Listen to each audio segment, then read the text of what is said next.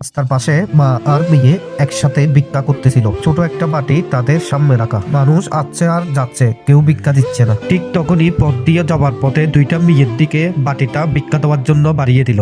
মা আর মেয়ের চোখে হঠাৎ করে একটি আশার আলো জ্বলে উঠল, কিন্তু মেয়েটি টাকা দিতে গিয়ে শেষ মুহূর্তে আর টাকা দিল না। চুপচাপ সেখান থেকে চলে গেল।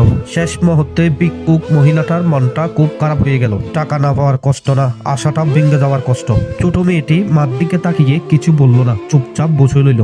কিছু দূর গিয়ে মেয়ে দুটি একটা দোকানে ঢুকলো। তারা দোকানদারের কাছ থেকে এক কার্টন মিনারেল ওয়াটার কিনলো। তারপর দোকানদারের কাছ থেকে কাগজ কলম নিয়ে কার্টনের গায়ে লিখে দিল প্রতিটা মিনারেল ওয়াটারের দাম কত। মিনারেল ওয়াটারের কার্টনটি নিয়ে মা মেয়ের কাছে ফিরে আসলো। ভিক্ষুক মা মেয়েকে বলল, এগুলো ভিক্ষা না। অনেকদিন পর তাকে ভিক্ষুক নয়, একজন মানুষ হিসেবে দেখতেছে। মা মেয়েকে বুঝিয়ে দিলেন এক একটা মিনারেল ওয়াটারের বোতল কত করে বিক্রি করতে হবে। তারপর বুঝিয়ে দেওয়ার পর মা মেয়ের চোখে আনন্দ ভরে উঠল। তখন মেয়ে দুইটি নিজেদের জন্য দুইটা মিনারেল ওয়াটার কিনে নিল। তারপর মেয়ে দুইটি সেখান থেকে চলে গেল। তারপর ধীরে ধীরে সবাই সেখান থেকে এক একটা করে মিনারেল ওয়াটার কিনা শুরু করলো। অল্প সময়ের মধ্যে মিনারেল ওয়াটারগুলো সবগুলো শেষ হয়ে গেল, শুধু একটা বাকি রইল।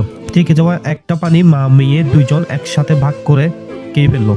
পানি শেষ হওয়ার পর মেয়েটির মা আগের কথা মনে করতে লাগলো, কিভাবে ভিক্ষা করার সময় তাকে মানুষ অপমান করছে, কিন্তু আজ তার মনে কোনো কষ্ট নেই।